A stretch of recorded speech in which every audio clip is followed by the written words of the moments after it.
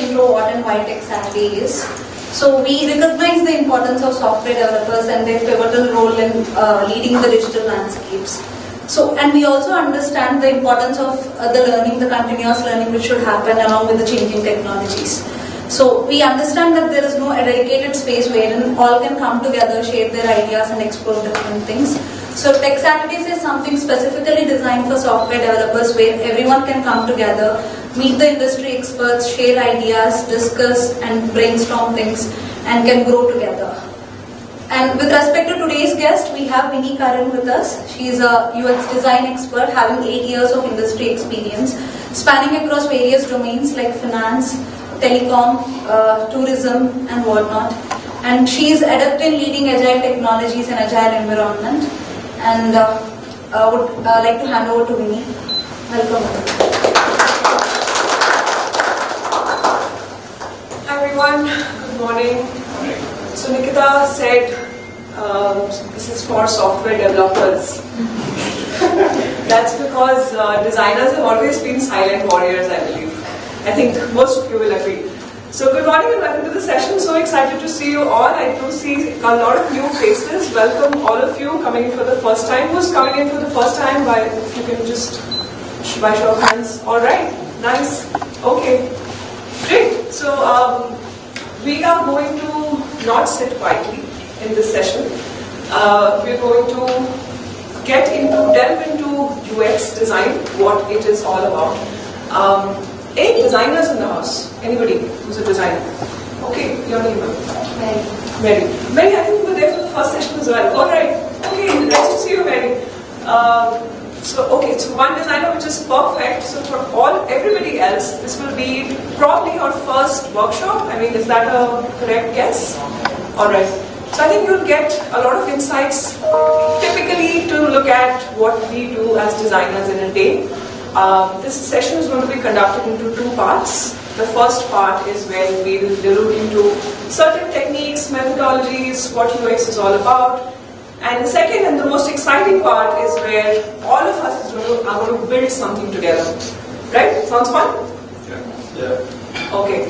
But I don't see any energy. That has to pump up. Alright, so I think to do that, we'll start with a quick icebreaker session. Otherwise, I will be very sad if one of you goes and take your Saturday siestas here. So let's not do that. All of you have a sheet in front of you? Yes.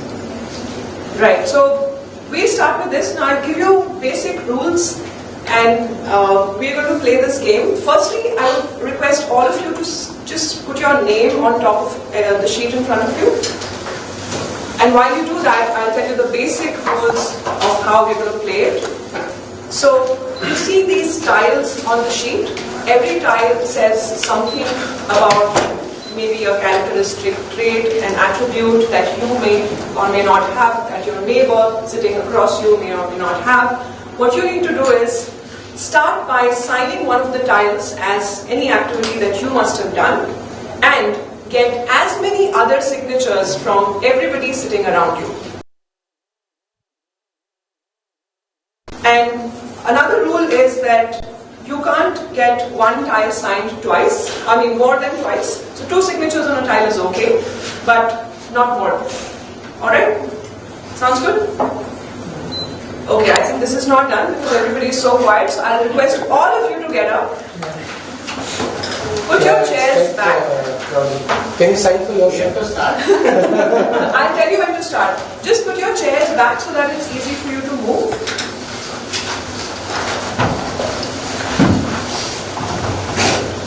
Alright, so what I'm going to do is I'm going to put a timer for maybe 8 minutes and you get 8 minutes to get everything signed and come back to me. So the first person to come to me with all signature typically wins. So you have to aim for that and don't cheat because otherwise later you'll get caught. If you're signing on, let's start.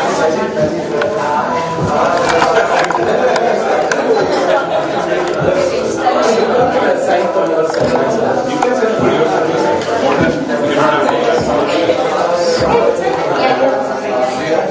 And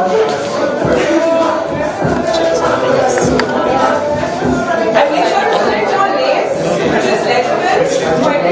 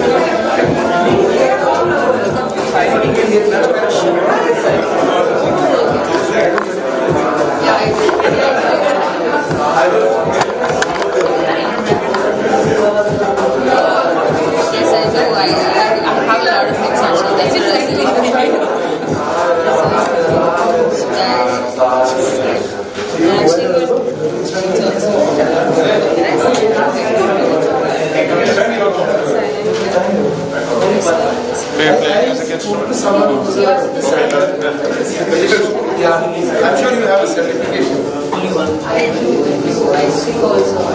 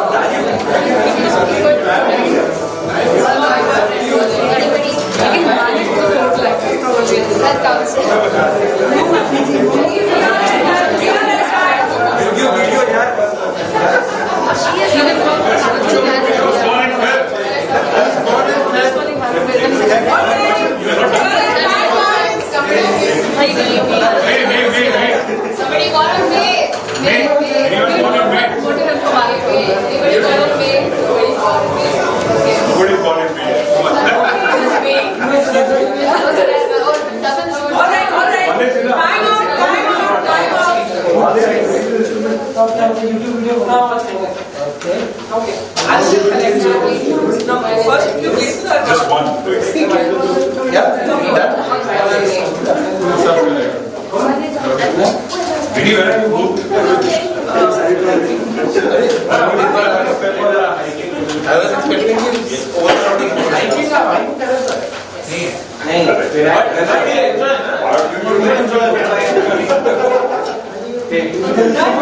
Someone signed mine.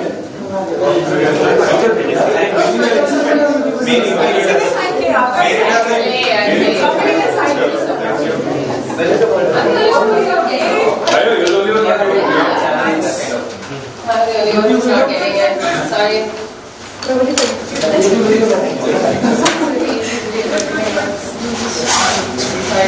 Find somebody. All right. Nice. Okay. Anybody else yet to give me the sheets? Yeah, few of them back there. Okay, great. Thanks for doing this, everyone. Give yourself a cheer. So, okay, now let's look at what we have. So, Rajiv is the winner with all signatures. Second place goes to Ujjwal with all signatures again. And the third place is a tie between Pravalika and Vinayak. Alright, so I see all of these sheets filled with your signatures. We would love to know what everybody is up to and who's done what. So remember, I told you don't cheat, otherwise we'll have to pay for it now. Okay? So we have pizzas coming at the end. Whoever is lied on the sheet has to treat us all. Alright? Okay, so singing idol. There are a lot of signatures there. Who's here that sings well? Are you going to sing for us at the end of the session? You also say. What about you? What's your name now? Shakti. Okay. Give it up for Shakti. And Pravalika. And born in June. So anybody's birthday just crossed or coming in? Shakti again? So many June birthdays. When's yours? Done. Done? Second. Done. All done? Okay, we do like pizza cake cutting at the end of it for June babies. What else? Has visited more than 8 countries. Amazing. I see a lot of signatures here as well. Apurva, what was your favorite? Where did you go recently? My favorite destination so far has been, I would say it's tied between Norway and Italy. Wow. Did you see the northern lights around? Right. Yeah. That was an amazing experience. Right. What would you recommend? In See, it's like if you want a relaxing vacation, it's Norway. You want to see monuments and all, it's Italy is the best. Okay. Alright. Wow, sounds fun. Amazing. Owns more than 5 house plants. Okay, I need to meet this person because I keep killing my plants. So who is this? So you didn't say it to the live or not? Well, I cited the voice of them. Good one. But I see a lot of signatures here as well. So who owns more than 5 house plants? Guys, please share tips. How do you keep them alive? Ready? I care for them a lot. My neighbors water the plant. That's the best trick to tell And we kept everything outside the home. And our neighbors liked them and they watered it. Wow. Any other tricks? Anybody up their sleeves? Don't have a dog. My dog ate all the food. Wow, okay, has run a marathon. I'm sure Vinayak will be happy with this list. Go on, how many did you? Kush also. Kush has run, I know. Who else? Just looking at it. Yeah, that's good enough. Yeah. You can join the club. Marathon is only when you cross 42 kilometers. 5Ks and 10Ks are not marathons. Speaks more than 4 languages. I see a lot of signatures here as well. Who all can speak more than 4 languages? What all is Tamil, English, Hindi, Telugu, and very elementary level French. Wow. Yes. Bonjour. They're saying that. That's all the French I know. That's all I know. And even Mary has, she can speak more than 5, right? Yeah. Wow. That's right. What all? So I speak Tamil, Telugu, Hindi, Malayalam, and English. English, of course. Nice.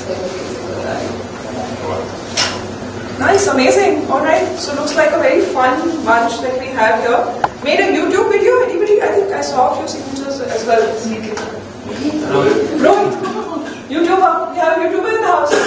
What did you make? So I do music. All right. Oh wow. So do you play an instrument? Did you sign on playing an instrument as well? Yes, I did. Oh, nice. Which one? Guitar. Guitar. Okay. Oh, So you play and sing. Yes. So we have our entertainment at the end of the session sorted. Don't go anywhere. We have 3 singers. You all can just get together and decide. We have one more singer here. Many as well? Yeah. Wow. All hands, like a lot of hands made. Okay, ask her what you don't do. Yeah, I think that will be a difficult thing to check off. Something that you don't do would be a difficult thing to check off. Probably not born into it. Probably not Ghana marathon, yeah. That I have No? Has lived in more than 3 cities. Exciting. Who all? Have lived in more than 3 cities. You, sir. What's your name? Yeah, Megavardhan. Megavardhan. Okay. What all? Mumbai, Hyderabad, and Bangalore. Wow. Which one's your best? Don't be biased. You can give honest answers. Hyderabad. Hyderabad? True Hyderabad. So what attracts you? I know biryani is the obvious answer, but what do you like best about the city? Food and cost of living. Yeah. People are also. We are self-proclaimed best people. Alright, okay, so this was very exciting. Then you should start living in Chennai. Huh? Yeah. Has created a mobile app. Wow, interesting. I see a lot of signatures here as well. Jitendra. Okay, Jitendra, I know. He does that for living. Jitendra, what was your favorite? Like, which one did you enjoy? And which one did I you would not say enjoy as well? boat. I like because it's been the longest I spent on an application. And I would say the app I didn't like was the first app which I got from Byteridge. I don't know, Valley Protein, right? The client was not good. But was not the The client was not good. He was kind of people still remember. that was my first. Good you didn't run away. I was about to actually because that person was kind of very good. Alright. But yeah, I understand that. hardly spent 1 month on that. But apart from that, most of the projects were very good. Okay. The best one is boat. After that, I would say Prido. Right. And the best client was Eric. That is from you were on that same project, right? I didn't.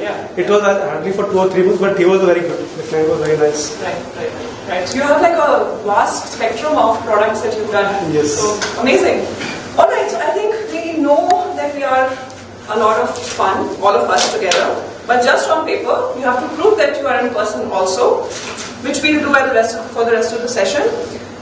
Okay. So I'll ask you this simple question. How are you feeling? And you need to give me like 1 word. How do you feel? How are you feeling? Currently hungry. Hungry. Pizzas, please. Relaxed. Interesting. Okay. Pleasant. Pleasant. Nice. Excited. Excited.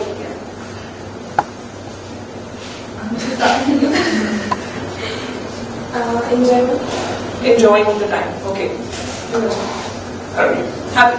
Alright. So you see how we basically did the same thing together.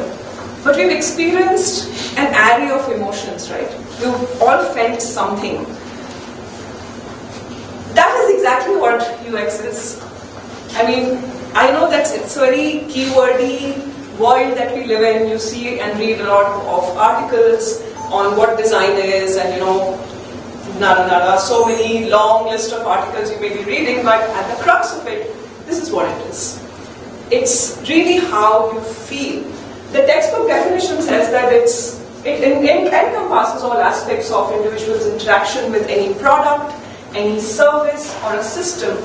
That includes users' emotions. So what you did just now is you had an emotion, you emoted with your feelings, which also had your perceptions, your behavior. You got up from your chairs, you walked around to get signatures. That's what you did, right? So you were part of the system.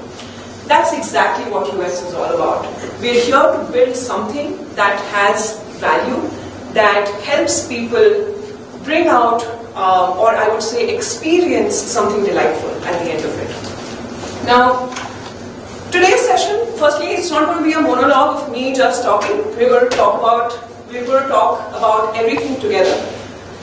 We'll hear stories from everyone, from all areas, and that's how we're going to do for the rest of the session.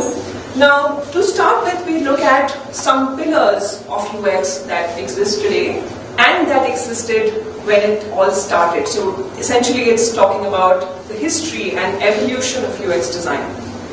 So I have a bunch of things we'll go over.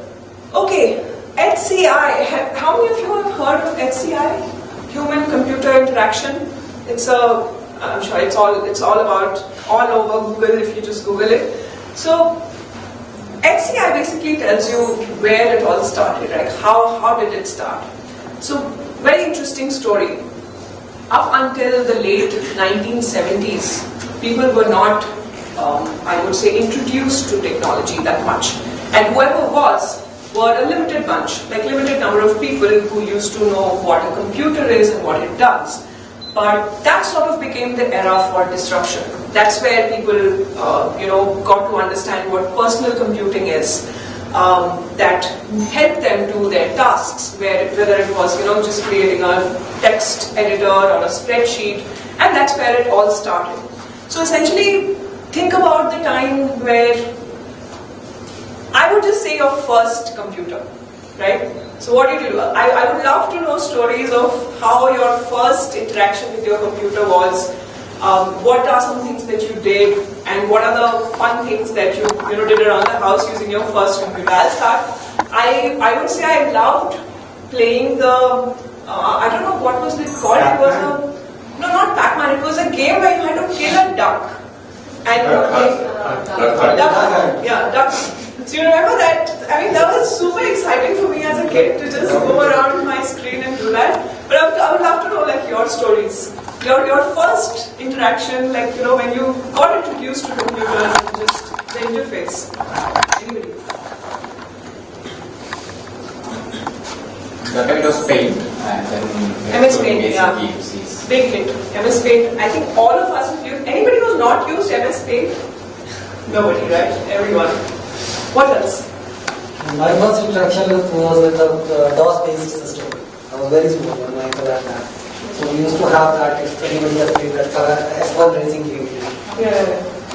Right, so that was only the arrow keys used to work, nothing else. No Windows, no UI, anything like that. Okay, only a car, that goes.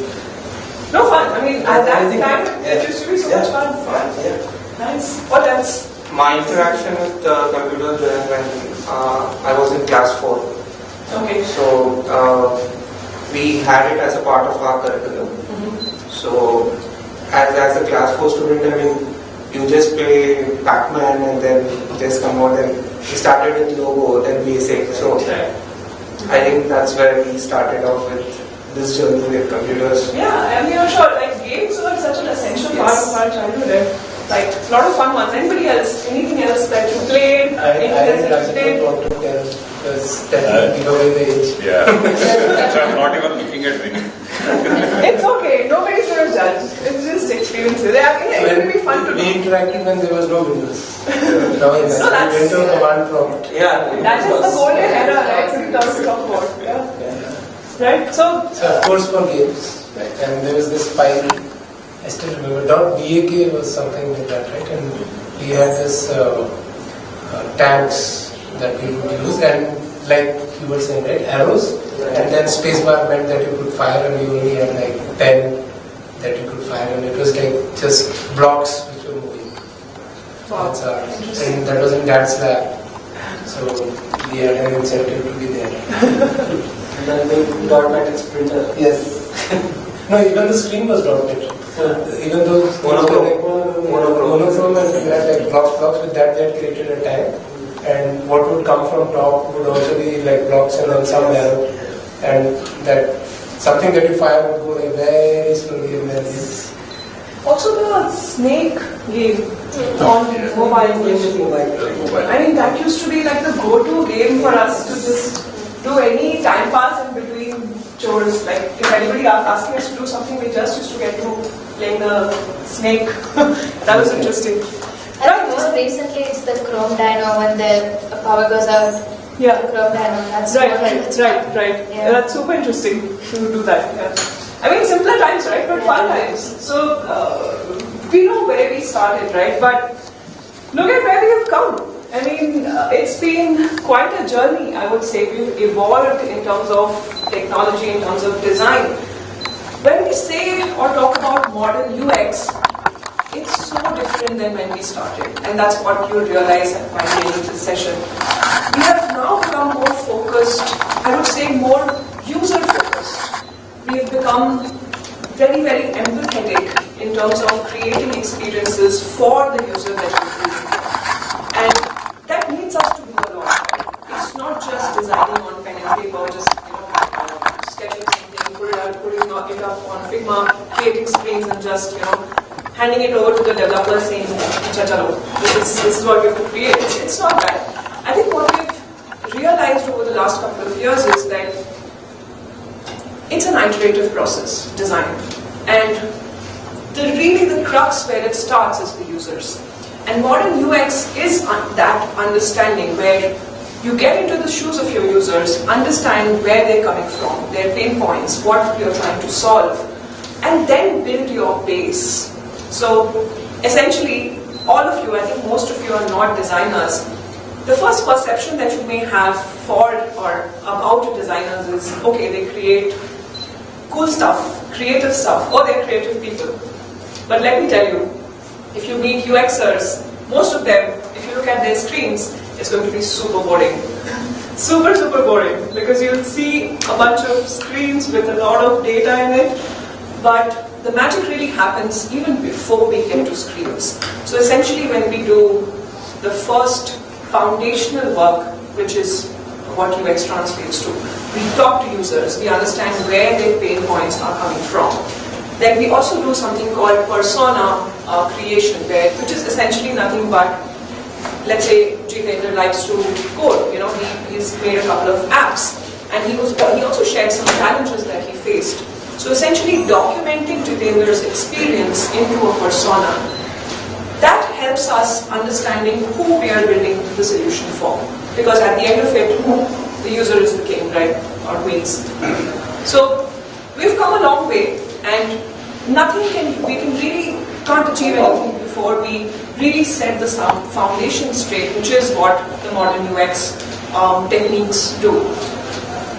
This, of course, gets split into two parts. Like I said, right?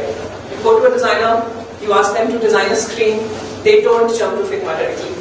They'll go through the whole process of doing research, getting to a point where they have wireframes that sort of replicate their thoughts, their users' thoughts, the business needs, business goals, and then that's translated to screens. So I think the journey that we've seen and I just spoke about has led to this point where we are able to do it in such an iterative way. And while we do this, there are a lot of trial and error, like every process, right? So, how many of you have failed at creating something after maybe 4th time or 5th time also? Nobody? Okay, I'm not shocked. We all have, right? But you must have seen at the end of it, you still are able to accomplish what you set out for, isn't it? You may take longer, but you still do. And why is that? It's because all of us, I think inherently, believe in the iterative process, believe in trying and failing. And that's where usability engineering comes into play. Whenever we get to understanding what we are trying to design for, we don't do it in isolation. We don't do it as something that only designers need to do and just get into a room and churn it all out to just talk to designers, and that's our core group. I think what happens is we create a very collaborative environment where we bring in all perspectives, even if it's from different roles, sometimes different set of users. What that does is, that helps us in this trial and error journey, which is what reflects when we do usability engineering.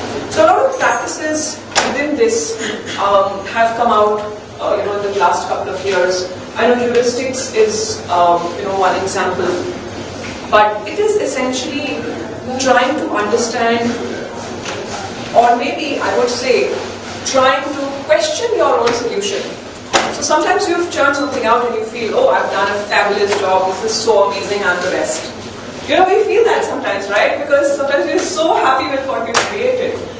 But that may not be the end goal. I mean, you may have still missed something that you don't realize. That's where we bring in different perspectives, outside perspectives, and put it all together and engineer our own solution to kick it up a notch. And that's exactly what usability engineering is. Now, a few techniques that we've seen over the past couple of years is UX research. Like I spoke earlier, there are a lot of bits and bobs within research when it comes to talking to the users, which we call as stakeholder interviews. We interview the people that we design for. We also create their personas, like I mentioned. We also sometimes create their whole journey on what an ideal journey would look like. To give you an example, you go to Amazon, you have selected a product, you want to buy a towel. Right from selecting that towel, or maybe not even that, right from browsing a bunch of towels to selecting one, to then adding it to your cart, is a journey that you're experiencing on Amazon. And somebody designed that for you. That's exactly what we do as part of the usability engineering when we put in our research together, what that ideal journey for the user would be. And once we've done this and we've created something, we also do checks to make that whatever foundation level or whatever platform or application we're creating has come out very, very solid. To do that, there are a bunch of other things that we constantly check. Accessibility is one very big area. I'm sure maybe you know and you use. Accessibility basically asks us to make applications that are accessible to all in terms of the audience that we interact with. So if I, as an able person, I'm able to use an app, somebody with some impairments may also be able to use the app without compromise on their experience. And that's exactly what app accessibility does. So that also plays out a huge role when it comes to one of the bits and bobs of usability engineering. Now, with all of this, we know that how much have we evolved.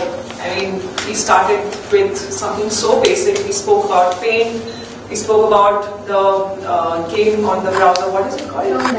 Chrome Dino. Chrome Dino. Yeah, we spoke about Chrome Dino.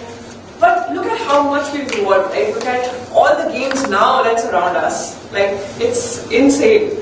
And of course, that goes to say that how much we've evolved with it, with respect to technology and in UX.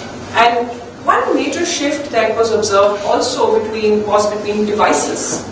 Earlier, it used to be focused on your desktop, that you would come back from school, you would just wash up and sit at your tables, and just the first thing that you would want to do is maybe use MS Paint or just play a game, and that used to be your me time. But now we do the same. We are just scrolling endlessly, and we've moved to a smaller device. I wonder if it's going to get even smaller, right? So I think we've seen a lot, and we are in an era which is driven by technology. Like, I don't think I personally can survive without it. But I would love to know, like, what's your go-to app? What is something that you use like every single day of your life? Kindle. Great. Books. Who could have thought you got a library in your pocket? Who could have thought, right? What an evolution. What else? Anybody? Spotify. Amazing. I mean, we started with our MP4 days, iPods. We used to I remember we used to boast about our playlist and just show it to our friends, like, look how many songs do I have. But do we need that now? No, because we've evolved. Now with Discman, right? Disc, yeah, disc. Cassettes, even before cassettes. Walkman. Oh my God, Walkman. I've had so many fights with my siblings around that one Walkman at home. I think it was one core piece of entertainment at one point, and we used to always fight for it. So look how we've evolved, right? And of course, it is because that we are influenced. It is because of the influence of mobile and web and so many applications that we see. Now, I think switching to what's happening now, it's, I don't know how to summarize it. We are in, I think it's a revolution. It's a revelation and a revolution, what we're experiencing now. I mean, you see a bunch of words on your screen, and I think a couple of years back, maybe a decade back, this may have looked like a distant dream, right? I mean, today, I get up in the morning and I ask Alexa, how's the weather outside? And I don't step out without doing that, right? So look at how much we've got. We've gone to using, we got bored of just graphics on our phones, so we started doing motion design, that okay, this needs to move. And we did that. That was a huge success. We've been successfully using it. We moved to voice user interfaces. How many of y'all use some of these applications? What's your favorite? I know like Alexa is my go-to. What else? Siri. What do you generally like? How do you generally interact with it? I ask for either the weather, or I just randomly ask how many messages do I have right now, so that I don't have to open my phone. I just ask. Right. So look how much technology is solving for our everyday chores, right? And we all spoke about gaming. I have augmented reality and virtual reality. Big words, right? Big words. But to use it, it's such a, I think it's an everyday thing now. We've gotten so used to it. How many of you have played Pokemon Go? And how many of you have hit your head against a wall or just fallen doing that? But fun? So how were you introduced to the game? Anybody? Like whoever's played Pokemon Go? I used to play it before on the screen, like Pokemon Go, Red and Blue, and then this started. Right. So, walking into the bush of my neighborhood, tripping over. It was nice though, it was increasing my step count. Yeah. What else? I saw a lot of hands when I said Pokemon Go. Who else? Our hand introduced to Pokemon. Yeah. Pick Pokemon Fire as soon as it came out, it's very interesting. That's what raised my hand. Nice. What else? Any other VR games that you all have tried? Cricket. Cricket on VR. Isn't it amazing? That's amazing. What else? Yeah, but as cricket, Anybody tried I think there's a VR gaming arcade in Saraswati Mall. Yeah. What are some fun things that you tried? We need suggestions, so I'm asking. Actually, opposite to Sarah is the VR space. So you have one where you can actually go with your team and stuff, where you basically have to kill a lot of these monsters who are trying to attack the castle. It's a nice game. So Opposite Sarah. Do you have mini games? No, I actually no. The one where you can play with the team is just one game where you protect your castle from getting broken down, and you just basically kill all the monsters that come in. So you use a bow and arrow. That is a nice game. It will give you a body ache by the end of it. This is a very long game, but it's kind of the more you're protecting it, the longer the game continues. So yeah. wow, exciting. That's one. What else? Anybody else tried your hands on any arcade, visual reality arcade games? Anybody? So I did paragliding once, and that was insane. I think the whole structure of how they had built the experience, it really felt that you are there. And yeah, I think I landed safe, so safe to say that it was a good experience. But yeah, I think, look how far we've come. Neomorphism, wow. When I was doing this research and creating this PPT, I didn't know what neomorphism is. I mean, I knew what it is, but I didn't know this word.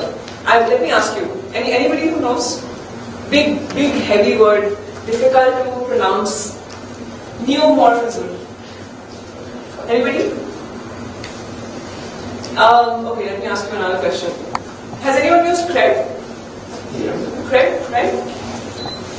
How do you like it? How do you like the application? Not because of the session, but I love the user experience. And he's scared of opening.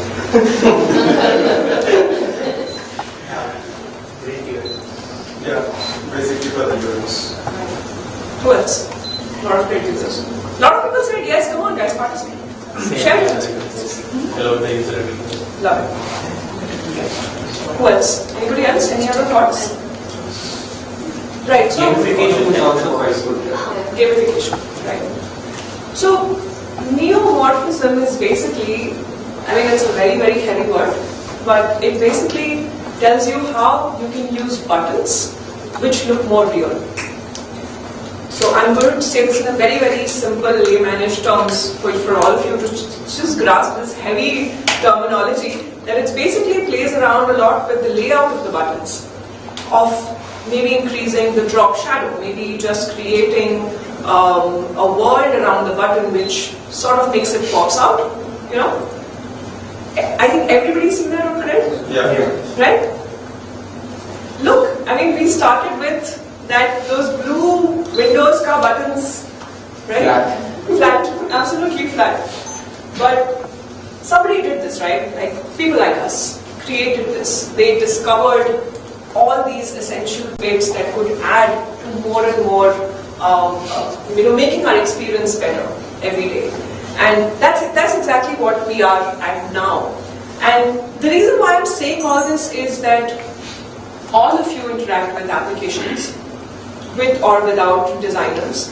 But I think it's important for everybody to not look at your piece of work in just from the perspective of your domain.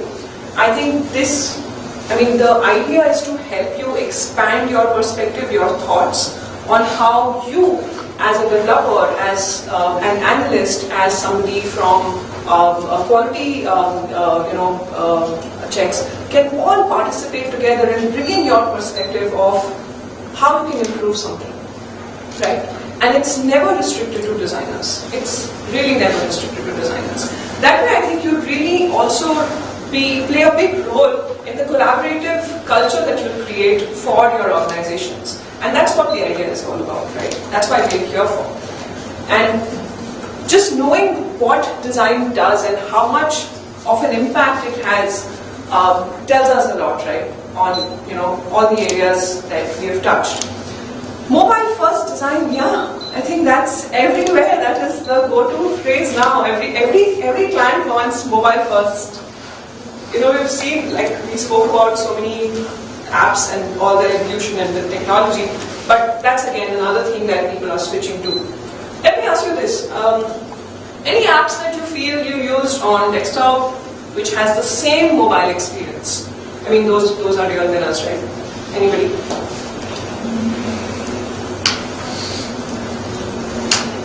I'll go. Airbnb. I love Airbnb. I think both experiences are amazing.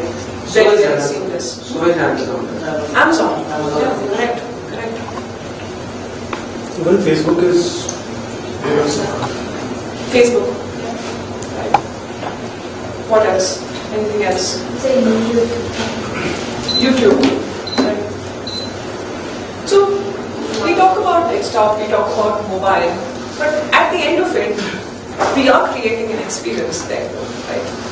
And I think people keep saying mobile first and look at it from that perspective, but for us, as designers, as people in tech, the idea should always be to get the basics right. You know, where do we start? What are some things to accomplish? Which is why UX today is so much process oriented. When I say, and I'll go back to the first thing that I said, that it's not just a couple of screens that you create. Why is it that Facebook is amazing both for desktop and mobile? It's not because of the interface or the viewports that we look at inside of it. It is because the thought that went into creating for these experiences. Of course, this translates later when we talk about and when we try to bundle it into interface or viewports, and it becomes very specific to that. But is it possible if we don't do foundational work? Right. So that's where it starts, and this is just looking at the journey of where we've come and how we've sort of achieved what we have. Okay, so I will shortly stop blabbering now and give you a recap. So let's look at everything that we discussed. We spoke about SEI when it started, 1970s, disruptive era. We went into looking at modern UX, all the research practices that we do, why we do them, how much have we evolved with technology. We also spoke about usability engineering, everything that we do to make sure that there is a robust experience coming out of it. Then we looked at latest trends. Okay, so I think this covers the part 1 of our session today. We'll take like 5 minutes to discuss anything that we have. Then we'll break for the next 10 minutes and we'll come back. Second session is going to be very, very exciting because like I said, we're all going to build something together and you will be amazed by the end of the session at your own work. So hope everybody's excited for that. So yeah, I think I'll pause now and take any questions, anything that anybody has to share, and then we'll just get coffee break for like the next 10 minutes. Yeah, any questions? Anybody starting out in their career, like first couple of years, students? Yeah. Okay. The reason I asked is that initially when you are just getting into tech, if you attend sessions from different domains or roles, it's interesting to know what captures your mind, like what you get drawn to. So is design something that interests you or something else? So, yes.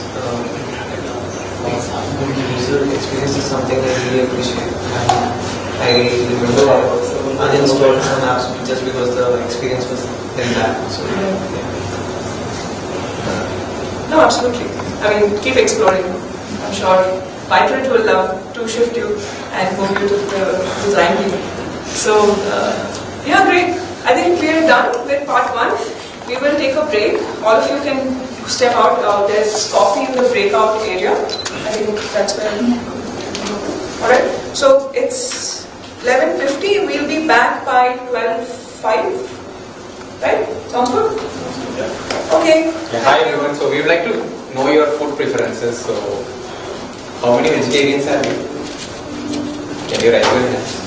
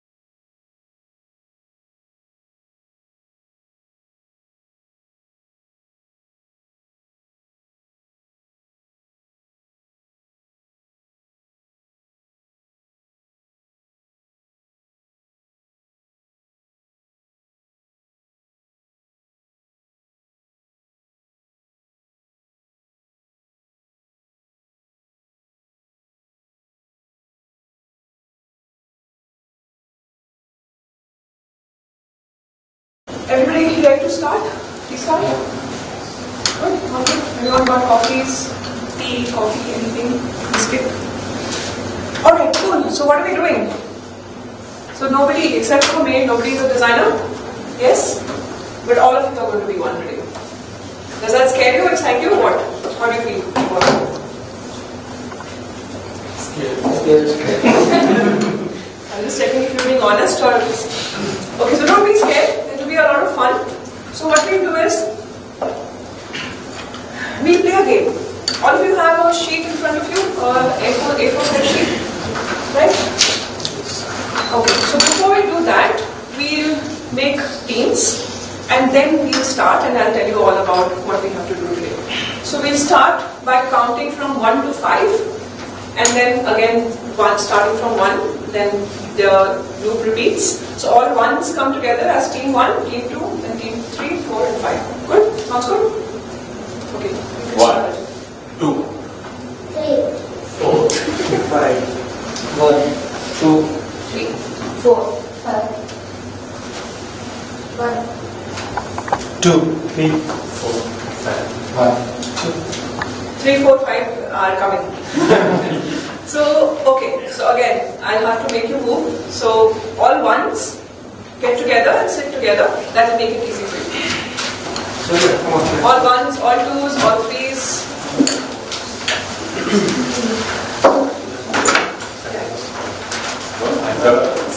I think we'll sit in the 2 vice बैठेंगे. One आगे बैठेंगे, उधर बैठेंगे, इधर बैठेंगे. 4 and 5 नीचे. Where are the ones? Where is 4? Where are the 2? One are missing in the figure. One is there. half the day.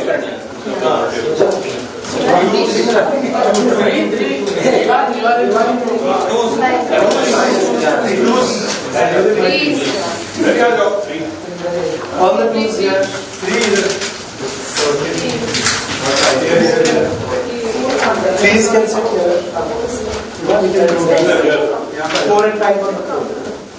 वो बाद में अप्रूवल कर देंगे. So, 2 right?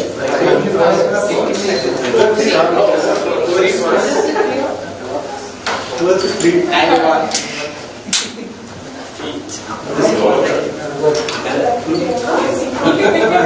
आप नहीं बंदा. I think I might be before. So 3 of us have come in. 6 of us. Team 3. Yeah. Okay, shall I move on that? Sit here. That is a team 4. 5.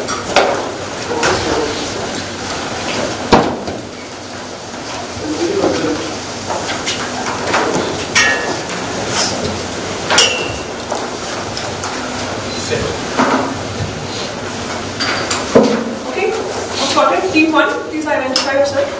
Team 1. Team 2. Yeah. Can you just pass this to me? Team 3.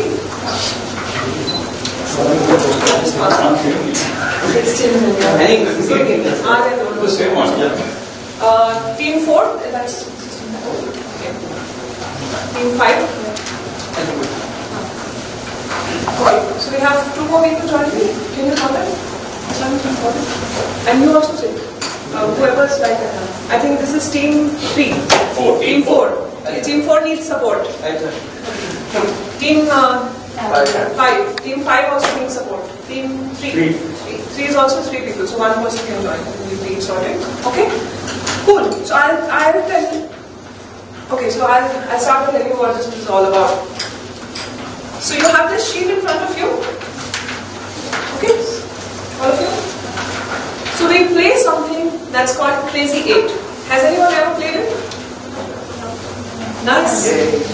Nice. Wow, you have people with experience, no? Shakti has. Yeah. Alright. Maybe switch teams.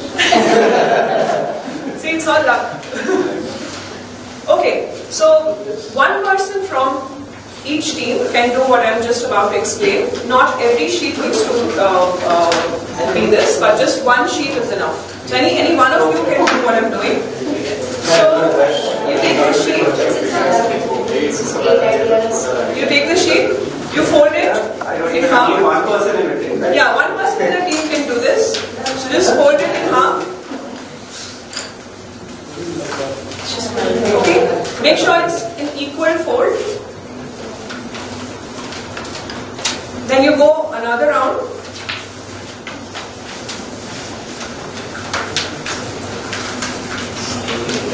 Anyone has this? 2 folds? Yes?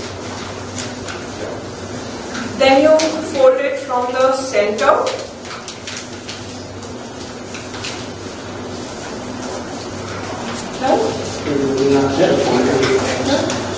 Anyone has this? Okay. Now open your sheet. Everyone has this, right? Okay. So this has ceased to be a sheet. This has become your screen.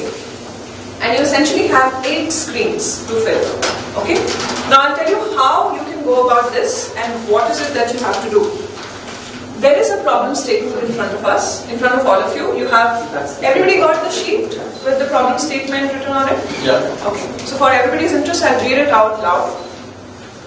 Many individuals find it challenging to manage their finances effectively because they lack a user-friendly tool that allows for seamless expense tracking, budget planning, and savings goal monitoring. Create a mobile app that solves this problem. Did I scare everyone? Okay, don't be scared. This time it's How many of you use expense trackers? Anybody?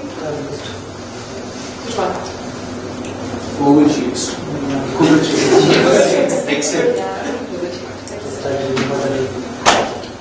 I use Sketchbook. Splitwise. Splitwise. For trips. I only use splitwise for trips. Yeah, for trips and others. Yeah, right. Splitwise Google Sheets. Okay, great. So you know what this is. I'm sure most of you know what an expense tracker does and you know what it is, how you've used it. What you have to essentially do is use those 8 screens on your sheet to create an experience. Now, when I say create an experience, start by, I'll give you a few tips. Start by just drawing a rectangle that resembles a mobile phone in the first block. You see this? And just fill the blocks. So this will give you your area, your playground to play at. Alright? And you don't have to Now, tear this? Tear them in eight. You don't have to tear them in eight. No, you don't need to tear it. Okay. You can number it if you wish. Now essentially what you need to do is, firstly, to take your fear away. There are no right or wrong answers. This is going to be your application and your application is already the hero. What we need to see is how can we think beyond or just adapt from whatever we've used so far. What are some things that excites us? What are some things that we love? And that's exactly just that you need to put on the sheet. It's absolutely okay if your scribbles and drawings are not perfect. We are not looking for perfection. I'll give you a tip to start. So, any application, once you open that, what do you land into? Login screens, right? That can be your starter. So your kickstart could be that. Or it could be a home screen, right? And remember, you don't have to get the screen right. You have to build an experience. So think about every block as an experience or a feature that you're trying to create. For example, Amazon home screen tells you so much about so many things that's happening, right? Top deals, your last purchases, your payment history. That's something that you see on your dashboard, right? So those are essentially features. It's absolutely okay if you can't draw everything, as long as you have your thought in place of what you want, it works. Alright? So, take a few minutes, go through the problem statement again if you wish. Meanwhile, I'll tell you basic rules of how you need to go about it. I'll actually reiterate because I've covered most of it. So we've all folded our sheets into 8 squares. Everybody has done that, right? Each part is a screen. You include features that resonate with you the most, and feel free to make assumptions. Even if it's something that comes to your head that it's not included in the problem statement, you can take that as assumption and build your, or just share your idea. At the end of it, each team should have 1 star feature that they want to highlight. Anything, it could be anything. And it need not also be just the screen. It could really be anything, even as a idea in the making, right? Maybe part of the 8 flows that you are going to create. So 1 star feature, remember, at the end of it we'll vote and we'll pick the winner from all star features. And it will be helpful if you, or I think I'll leave it up to you if you want to nominate a captain that can come at the end and talk about the star feature, or you want collectively to do that, like everybody from the team to collectively do that, you can do that as well. Right? Any questions so far? Ask now. Any questions? So when we jump on this creating screens and feature statement, right away we also do some research on finding out. Good question actually, yes. So, do you jump on creating? It's up to you. So, I'll give you, so by the way we're running late, so I'm sorry about that, we started late, but you'll get roughly 20 to 25 minutes. I'll give you a reminder at the 20-minute mark so that you have another 5 minutes to spare. So take your time. If you want to Google things, you can. If you want to just brainstorm together, you can. And remember, there's 1 sheet that has your 8 screens. For the rest of the sheets, feel free to use it to scribble ideas, to brainstorm, talk about things, experiences. This is an open book exam. It's not even an exam, but it's open book. So you can Google, you can do whatever you wish to put forward your ideas. Right? Make sense? Any other question? Dogs. So Any other question? Probably one suggestion, more if you were looking for creativity, right? You shouldn't allow anyone to use Google or anything else. Okay. Why do research, right? It's not a very complicated problem. Alright, if everybody is up for this. I'm just suggesting why use That's a good suggestion. That's a we'll submit their first. We'll submit everybody's first. Because some That is acceptable. So okay, everyone okay with Rajiv's suggestion? No Google? just a thought. No, that's great. No Google for team 1. ChatGPT is okay. Okay, so no Google, I'm watching. And we'll start. We'll spend 20 minutes doing this. Remember, no right or wrong answers. Make sure you highlight a star feature because we'll all vote and there'll be a winner that we're going to pick at the end. Right? Every team is comfortable. Guys, will you guys fill the empty spots? Somebody from... Okay, Rohit is here. Ms. Arvind, you can join them. Nikita and Dhavalika, you can join team 3. So, And... yeah, either of these. Team 3 is... Whoever is short staff can just... the time starts. I'll start with that. Okay, so I'm starting the time. What are your time? Starts now.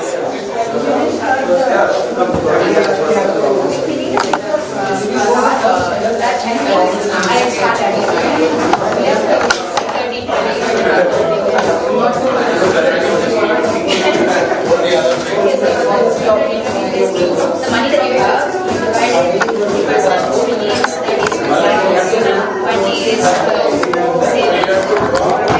So and then each segregate.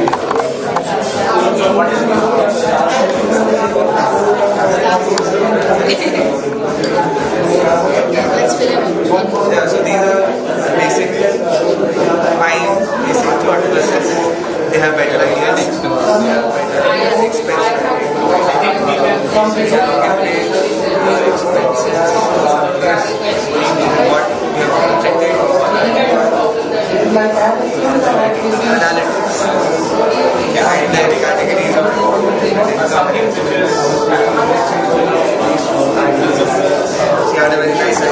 We have to be started. So I was like 30-20. So some things which actually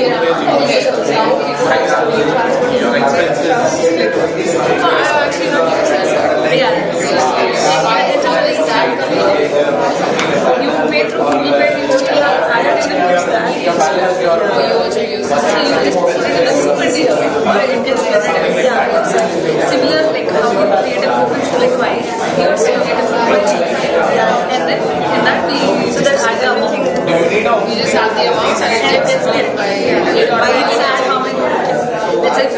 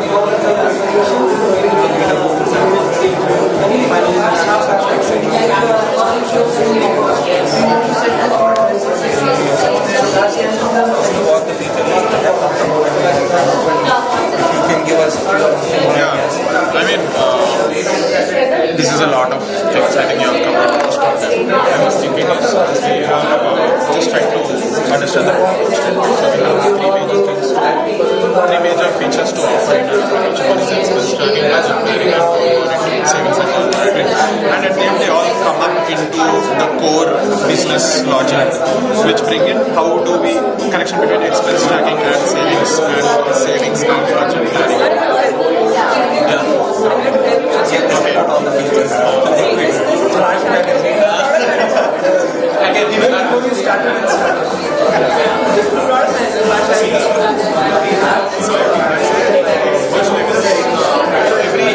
Each of us have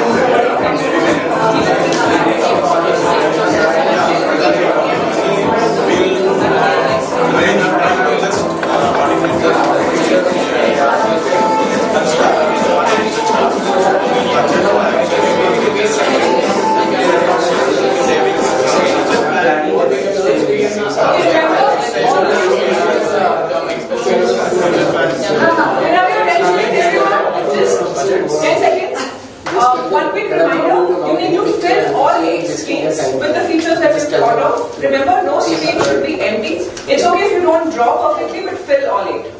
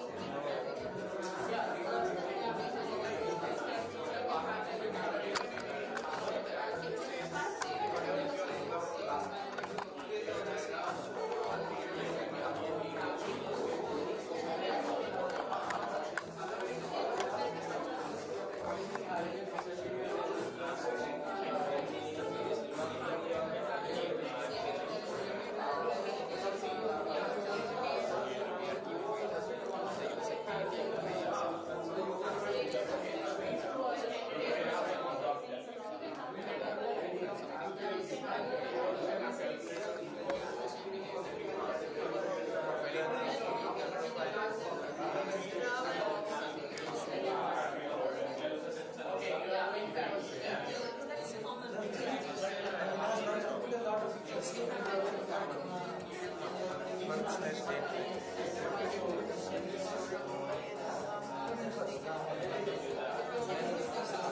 comes in.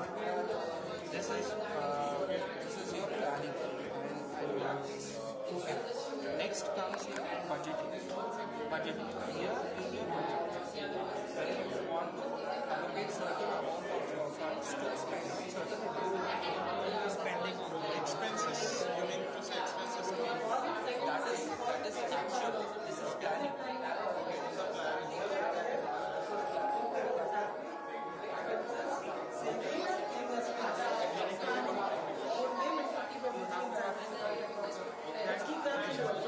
Settings on that, use the salary and all those things can change. So I'm saying, For the month, so for example, for me, now that we are in, so if I would have bought it, like, Byteridge, if it is a guy or some years or maybe, right? Because say 1 lakh, or could be 1 lakh 25,000. So for that month, probably we get 1 lakh 25,000 for that month. That's a budget plan for that month. So 1 lakh 25,000. Because if you get showing that screen, so if you get like 125, you may want to save more because you got 25,000 from that. So then you can do how much you want. You see the psychology is coming. So when you click on it, this should come somewhere in middle. Somewhere. There are some apps. Yeah, but we need to give the options like menu, like where the things. No, we don't need the menu, right? We already got. So that's why I give the here 5 minutes start wrapping up. Remember, at the end of it, we talk about features, so it's okay if you don't have it on screen, but just have an idea of what it is. So our 2 is done. 3, 4, 5, 6 and 7 are all same. The word is draw and template. What you are saying, right? It is just listing each of those entries. All is similar.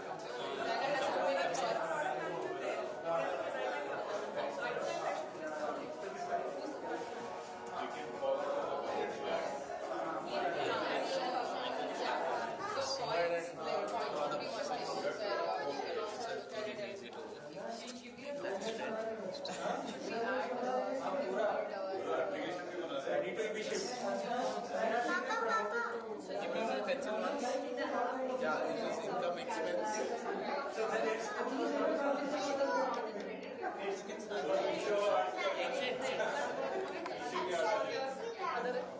Expensive stuff, big thing.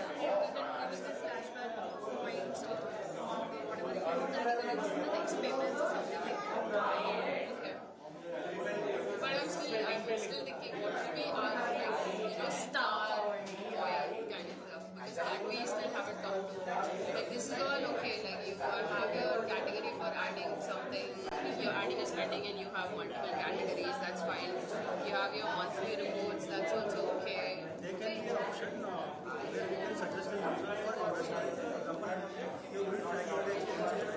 So it's also about savings, future planning. So there can be an option where we can suggest the user for investment.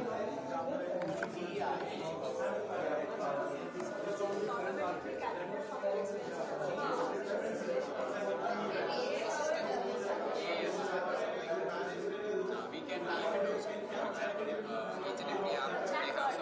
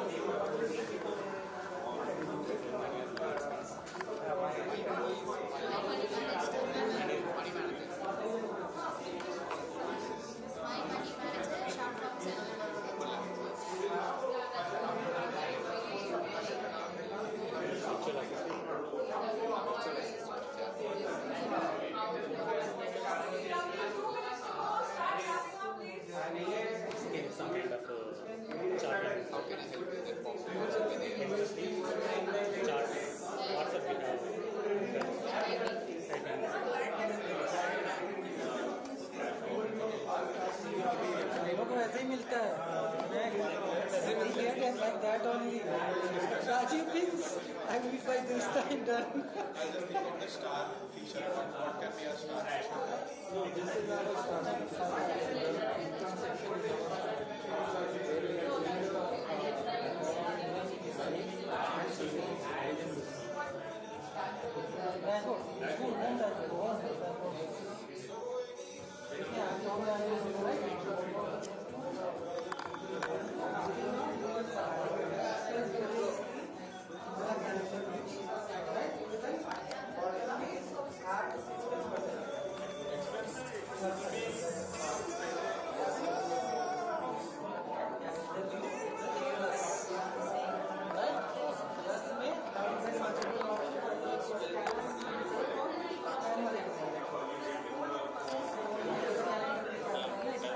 Showing them this how much percentage.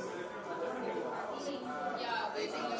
Here we have this section where we can slide. Yeah, we can scroll and yeah, you can see the.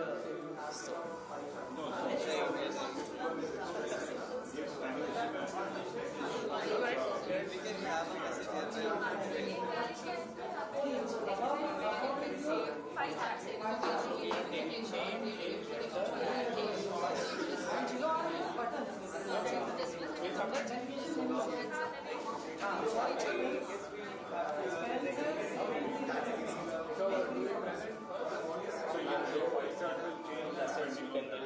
Okay, everyone, we are at time. If everybody agrees, then we can have 5 more minutes. 5 more minutes. Everyone agrees?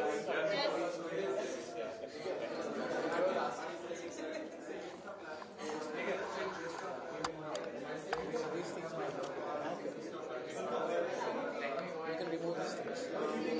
She's keeping the theme of calculator button. So that is the idea, buttons for that. This is your navigation menus for the expenses, savings, and investments.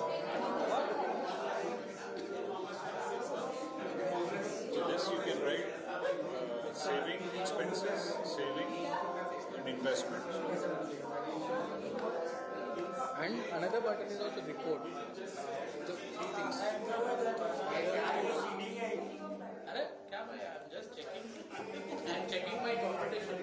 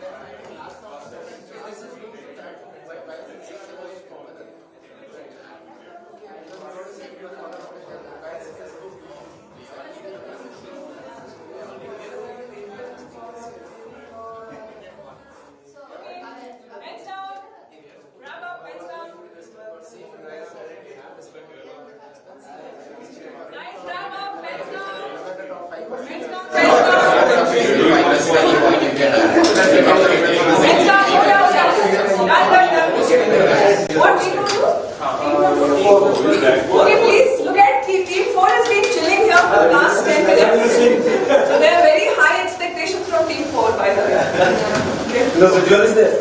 No, they are chilling. That's No, what we I'm have asking. done 2 hours. They were done 10 minutes No, ago. we have Avinash, we have made 16 screens. I told you that's good. So he took the other side of the page and made another. iPad Dark mode bhi hai. Okay, alright. Everybody's done? Guys down? It doesn't apply to Ivan, but everybody else. Because you were busy. Done? Cool. So how many of y'all got all 8 screens covered? All 8 screens? We don't think we need it. We don't need it. Wow, that's amazing. No, that's amazing. That's thinking out of the box. Yes, amazing. Alright, give yourself a big cheer first. So I think in the room of just 1, 2 and another decided? 2 or 3, right? 2 of us and 2 else? Or just 2? Okay. Just 2. All of you have acted as designers. You will apply design thinking, and irrespective of what you've scribbled, you have won. So give yourself a big cheer for that. Coding for designers. So, okay, so now this is what we're going to do. Every team, like I said, is going to come up.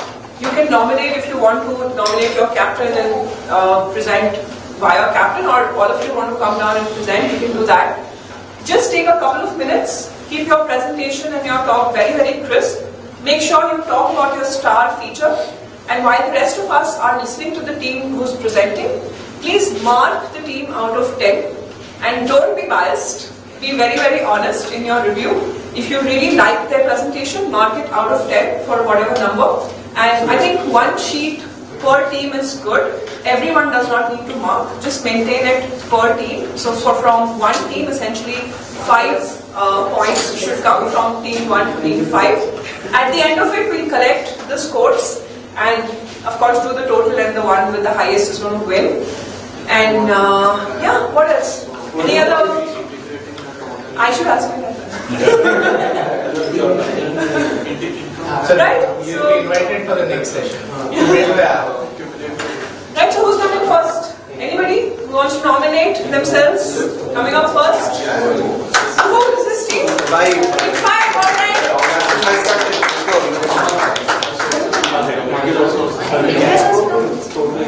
Tell me this time.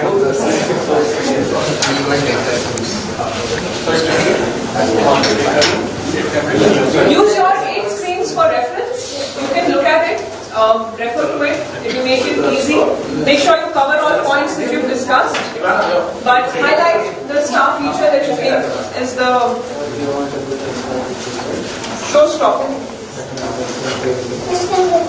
Rest of you have your sheets ready to be marked as numbered from team 1 to team 5. Make sure you mark them out of 10. This is team 5. Alright, go for it. Do we rate them as a team or You have to rate their star feature. As a team. As a team you rate them, and remember the star feature has to shine, but every other feature also counts. Go for it.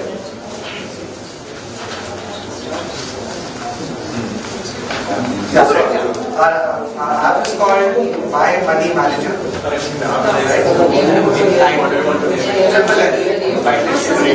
One second. Guys, can you please focus our attention to team 5? Yeah, please go ahead. Okay, hi. So our app, name of the app is My Money Manager, and it's basically an expense tracker app. So it starts with a simple login page, so where you need to use the username and password. Then it goes to the, you need to enter then the income and expense, the overall income of your salary, and then the overall monthly expense. And once you do that, so it will show you the suggestion. For example, we follow the rule of 50, 30 and 20. So yeah, you can explain. So the 50-30-20 is essentially our star feature. It uses the principle of 50% of the money that you have for the needs, basically needs expenses, 30% for your wants expenses, and 20% for the savings. That's a start feature. And then we have the next page moving on to the analysis. Basically, it would be your expenses throughout a certain month.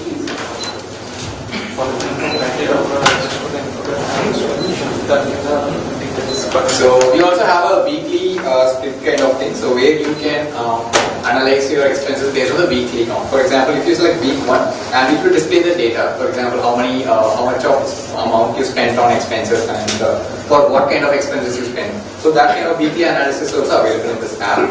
And then there's another, like as she mentioned, there's a star feature of 50, 30 and 20. So in case if you want to do, you need to select this 50 tab and it will show you the categories of rent, EMI, fuel and all those things. So you can enter that. And there is a chatbot also. There is a virtual assistant. We just wanted to integrate AI. I mean, everything has AI now. So we have the virtual assistant, the chatbot, which will help you with basic maneuvering into the app. And lastly, we have the profile app, essential for any app. Name, accounts, settings, help and privacy. And finally, logout button. One thing is that what the star feature suggesting here, based on the expenses, we are giving the rating also here. Is following the correct amount. So it will show you whether it's green, amber or red based on your kind of expenses, what you're doing. That's it about my idea.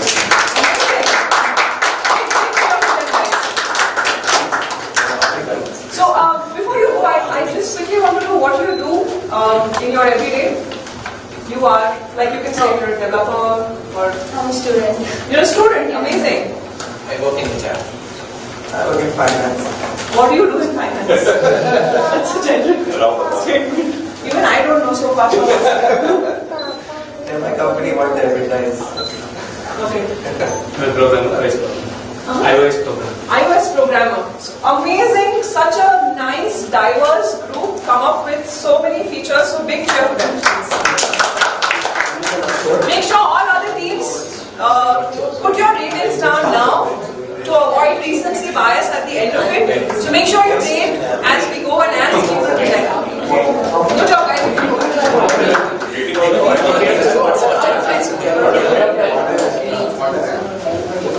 Alright, who's coming up next? Team number 2. Give it up for team number 2, guys.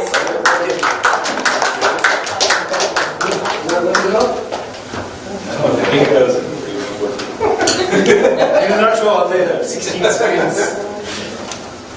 Hello everyone. Avinash just give the name. Yeah. So the name of our app is Water App. Water App.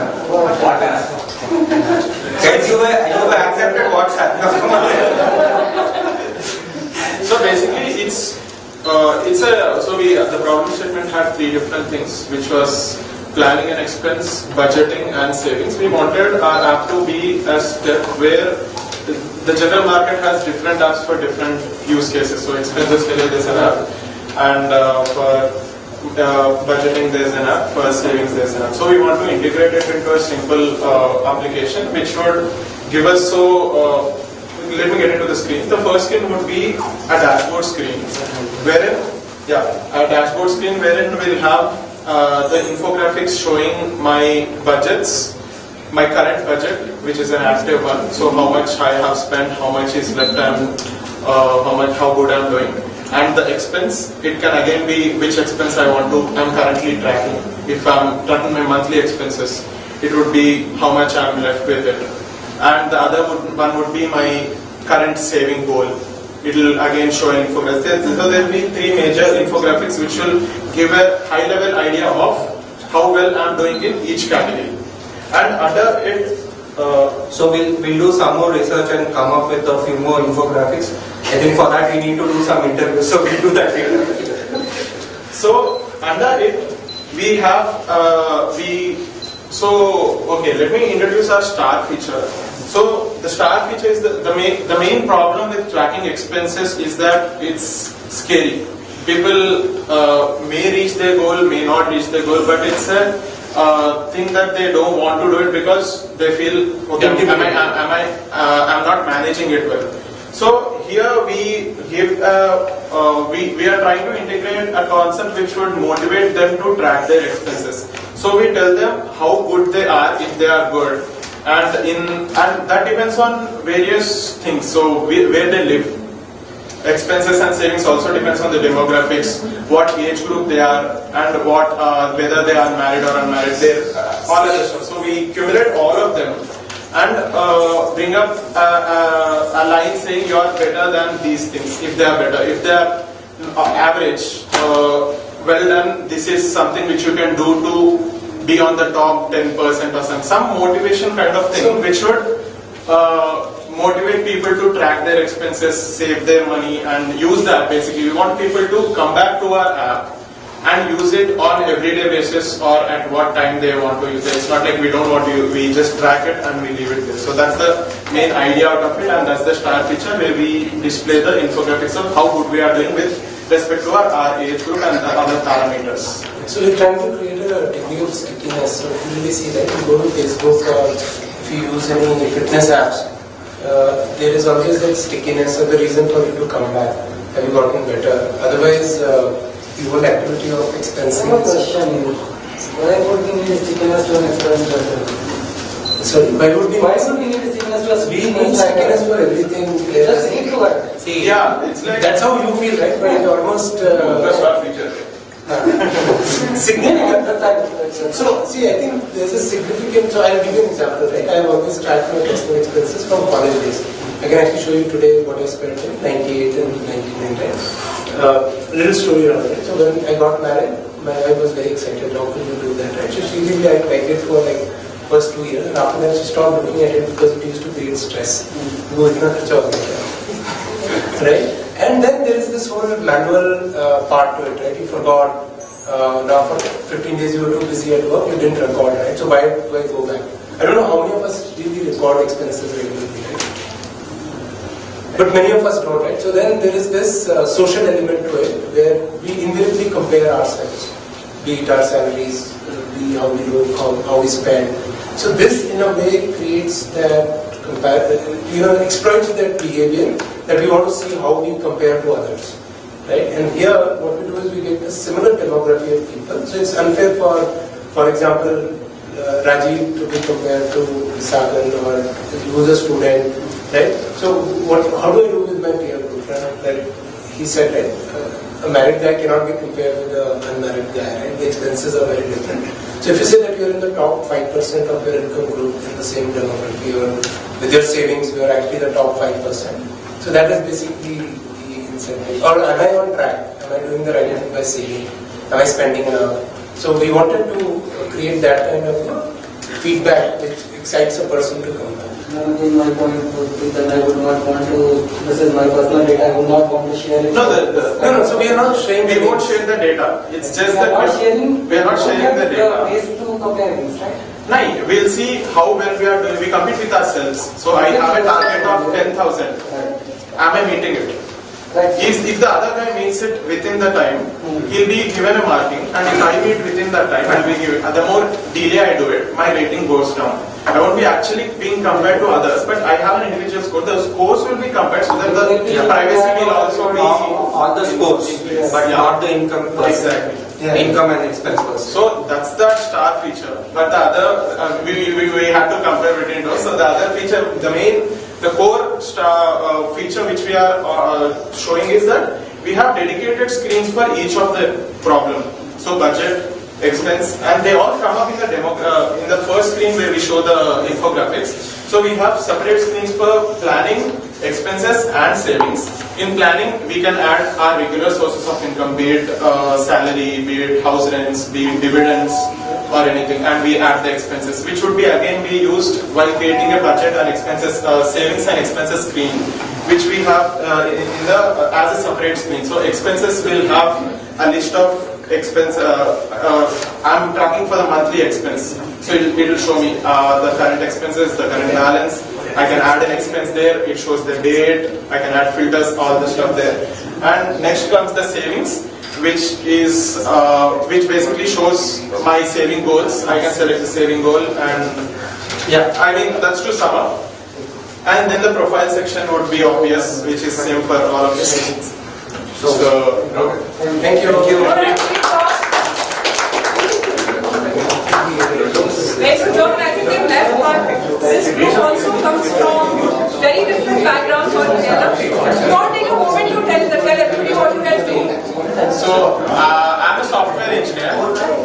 software development Just engineer. one moment, guys. Just bring your attention here. Just one moment, please. Yeah.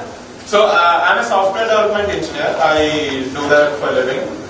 I'm a product manager. Should we cut marks for this team? Who's the product manager? Keep going up and You have a CEO at I took a break from previous jobs. I'm starting my career in this UX design now. I'm a beginner. Oh, that's amazing. Welcome to the world of UX. I'm the only one we're giving marks for that. I talk and trouble people. Alright, big cheer for them, guys. And who's coming in next? Are you guys with this? Yeah.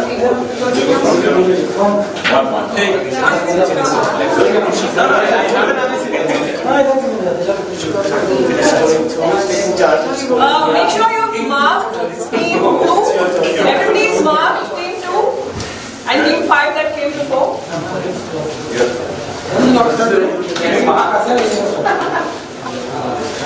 So I think I was a fairly simple one.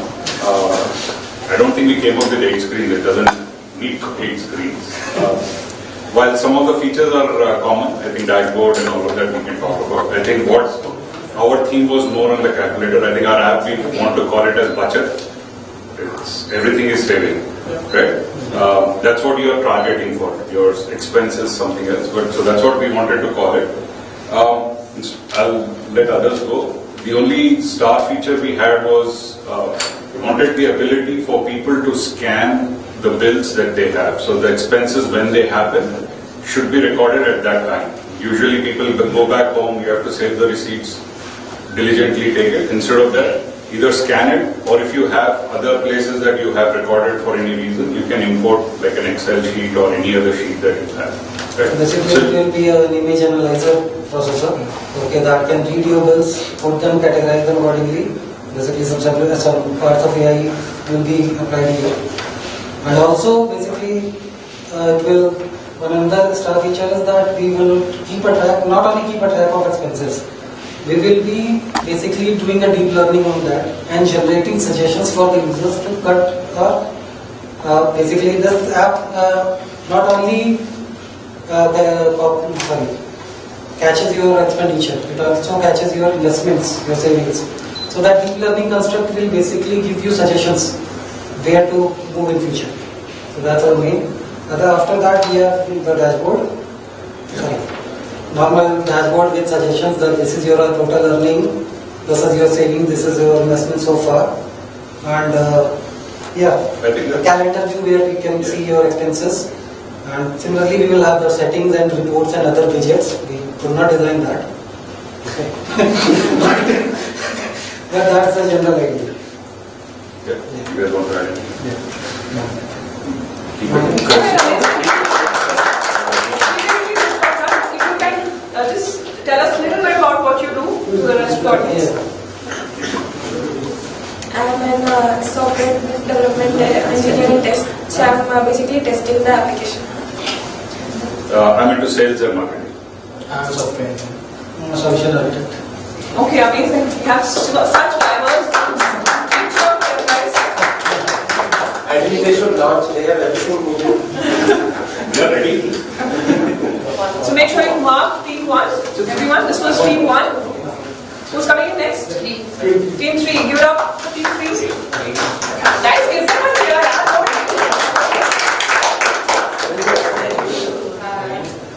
I want to remember how to do that. So, the last minute name for our app is Paisa Paisa. So, yeah. Wow. Think of anything else.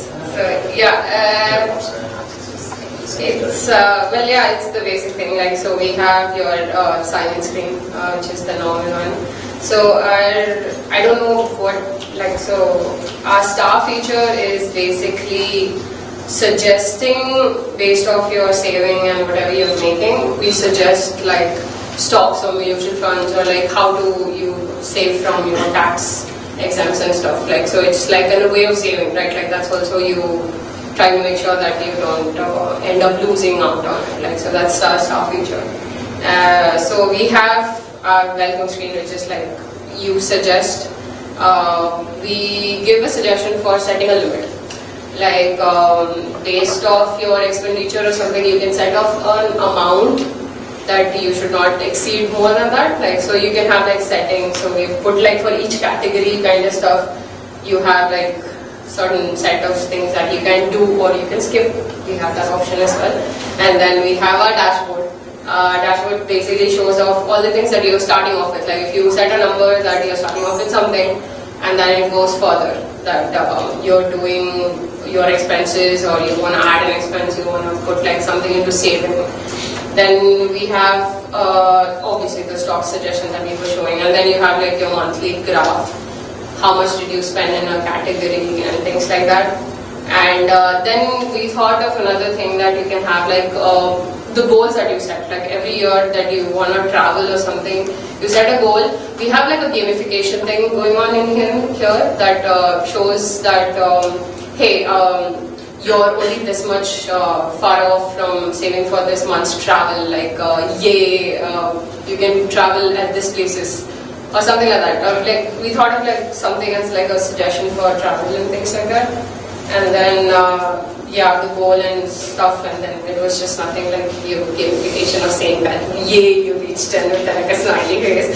Couldn't think of a screen there. Like we thought of like a profile screen, but like yeah, it is already welcoming in a setting budget and stuff. So yeah, that's about it. When are we looking at Pesa? As soon as I find a developer. Then the right side. Oh, why is it it was the developer. Yeah, yes. I'm a UI UX designer working for a company called Wow, which is like a startup. Okay, amazing. So Jitendra, I'm working as a senior as well. Okay, amazing. Nice. So at least one app is getting built in the next couple of months, right? As soon as I find Amazing, guys. Give it up, please. Very, very good pieces coming out. Okay, so we're only left with team 4. Team 1. They'll take this platform. This was team 3. This was team 3. Make sure you've marked them all. In case you need to just reflect on what they presented, I've made little notes. It's a little blurred, but I think you can still see. Okay, over to you, team 4. Okay, so hello everyone, we are team 4. Give us some bonus points, our teammates left. But he's done his job, right? Okay. So our app is your personal financial advisor. It's called Kuber. Kuber is, as we know, is the god of wealth. And so we have utilized the page. We have created 8 screens. First screen is your regular personal information where you put in your name, age, gender, profession, and it welcomes you. So based on the profession you put, so suppose you are a student, it will like customize the next screen based on the profession you put. So next page will be the home screen, which will show you the pie charts for all the categories that will be coming ahead. So if you have income from different sources, it will show income from multiple sources. Similarly for expenses, assets and liabilities. And so we have added features of emojis. So suppose you are going beyond your budget and expense, your expenses are more for this particular month, so then it will show a danger sign. So yeah, that's how we have personalized it. And third screen is your income screen. It will show all the details of different incomes that you have. Similarly for expenses, liabilities, assets, and you can create goals in the 7th screen where, so suppose you want to go for a vacation in the next 3 months, then you should start saving for it accordingly. So you can add your different goals that you have. And last screen is the chatbot, Kuber himself, where you can speak to him, ask for financial advices, how do you save this much money for this particular goal. So he suggests that one. So that's it. Which one was your star feature? Sorry, Kuber, the bot. The bot. Okay, alright. Okay, amazing. Great job.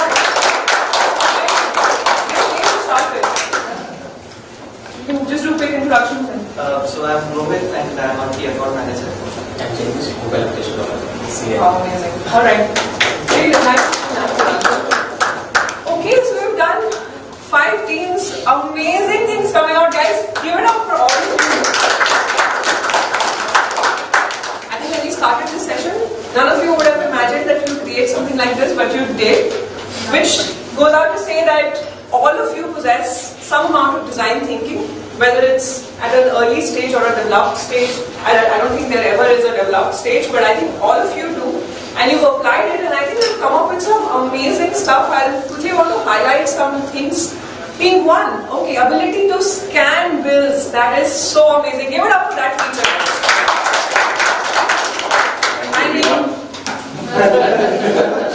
I would just give a leg to just open my bill and just scan it and it will capture everything. I mean, that's so easy, ease of access. That really goes out to say that they are so empathetic.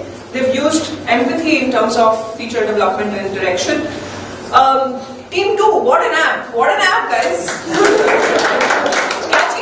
Catchy name. I have to give you that. And your start feature was performance-based app usage. So basically you're building a recommendation sort of a model, which is true, right? You always have to stay relevant, and sometimes it takes an extra nudge from whatever application you're using to give you that support. So I think we have used a lot of applications that do that. One thing that's coming to the top of my mind is Duolingo. You get a lot of prompts, right? Yeah, and that helps you keep, stay updated, stay in the game, make sure you're not losing your progress. So great feature there, guys. Give it up for Team 2. Team 3, Pesa Vesa. I think the best name from really amazing. I think it instantly clicks. And one thing that people don't register is that while it's an interesting name, I think at the end of today, evening, wherever you are, it may occur to your mind that you heard Pesa Vesa, right? That's because of the power of retention. I think that's something that we do when we create a brand identity, when something is just getting built from scratch. That's why names are important, that's why logos are important. It is to look at how well your user base can retain it. So kudos to that and good job. And I think your start feature was, again, like suggestion-based recommendation model. That's the most relevant thing right now. I mean, what are we without the recommendation model, right? Like if I open Apple Music or Spotify, I need to know what I heard last, right? What was the last song that I played 3 days back, right? And that really works. It makes our life easy. So great job, guys. I think very well captured. Team 4, Kuber. Wow, amazing. Big shout out, guys, because they're really short staff. Give you a louder cheer. But amazing, I think they focused on curating dashboards, right, based on the profession. So one thing to highlight is that they didn't take their user base for granted. They had this thought that, okay, my set of users may come in from very different areas of life, and for each of them, the experience on the app will be different. So that is, again, empathetic thinking, getting into the shoes of the user while you're trying to build a feature. So kudos to you for that. Team 5, My Money Manager. 50, 30, 20. Amazing. You took the math and I think you've made it so organized. Give it up for that. I think one thing that we all strive to stick to is that.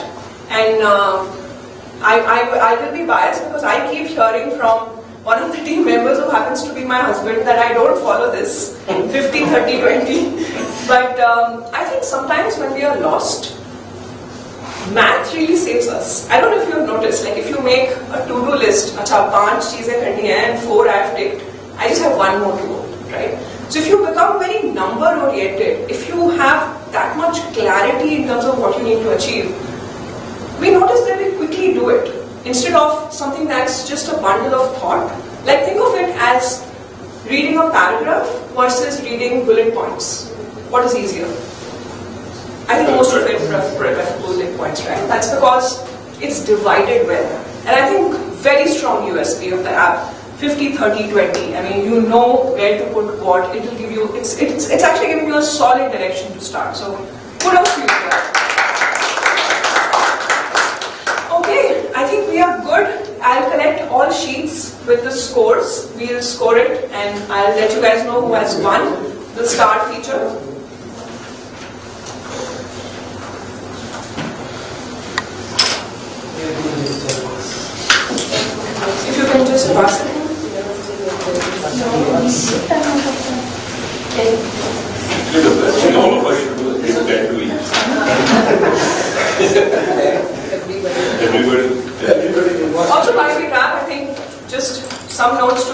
take home. So that's what I meant when I said we've been very generous. So, yeah. Can one of you help me? Whoever can be the most honest. Yeah, you remember that thing? So, this is the final sheet. You can just put like for example, 8% plus. Okay, so while we wrap, I think, firstly, thank you so much for coming here, for taking time out on your Saturday. I hope this was beneficial. Even if it didn't change your world, I think even if it did 1%, we are very, very grateful. I'm very grateful to have just been able to do that. And I think something that we forget when we do or go about our day-to-day is that we really focus on the task for the day. We look at ourselves as, acha, I'm playing this and this role in my organization. My job is to just test out these 4 screens to see, if it's coming out well, if there are any bugs. There are developers looking at, acha, chalo, we have to, create this module, get it out. The delivery is 2 days later. I think what we lose sight of is the purpose. The purpose is always the product. It's always product driven. And what drives it? Users drive it. Users like you and me. And you may not always realize while we're doing it, but you're always part of design. All of you. I think we heard that everybody comes from different areas, such a diverse group.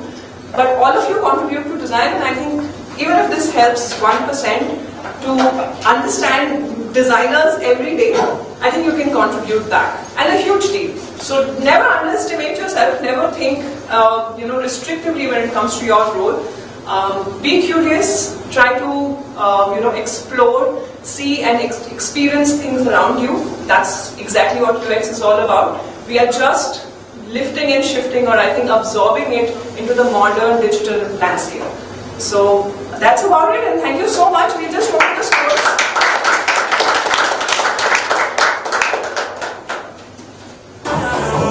Yeah, hi. Sorry.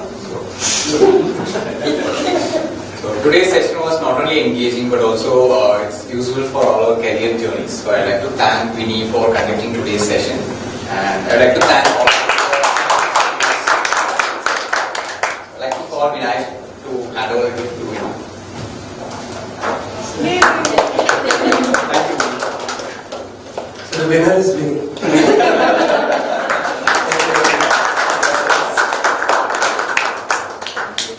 Thank you.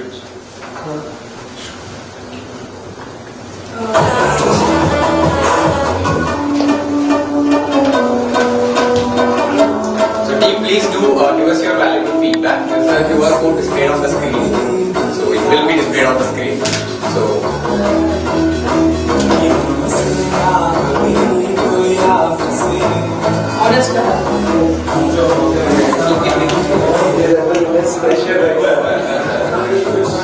We started with doing total exercise and made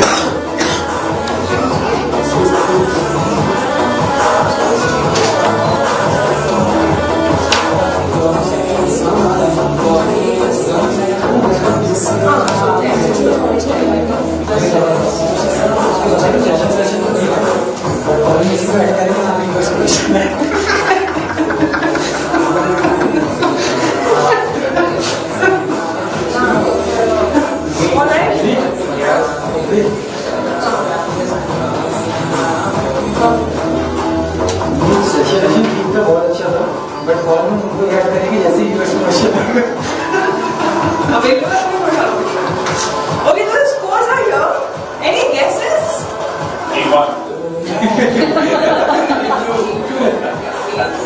So what was like, who are your personal favorites? If I have to go around.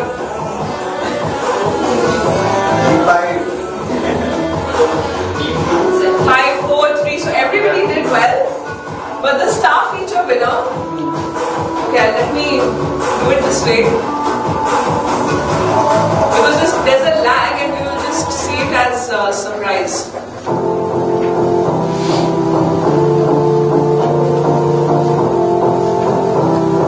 See, lag helps sometimes. Creates insights. That was fixed beforehand.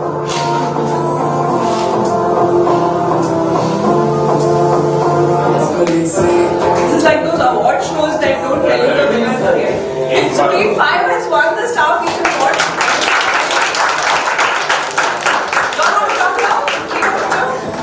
Come. The winning team. Winning team, please come. They get the remaining 2 bits. First chance at the You can get your sheet. Maybe. I think We sold it.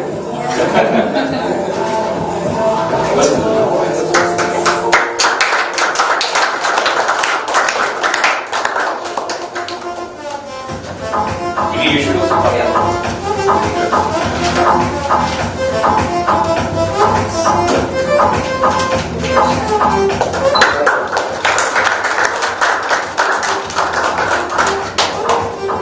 Alright, guys. Thank you so much, everyone. Thank you.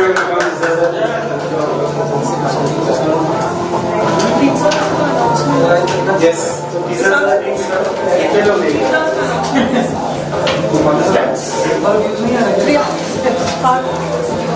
go for it. Do you want to?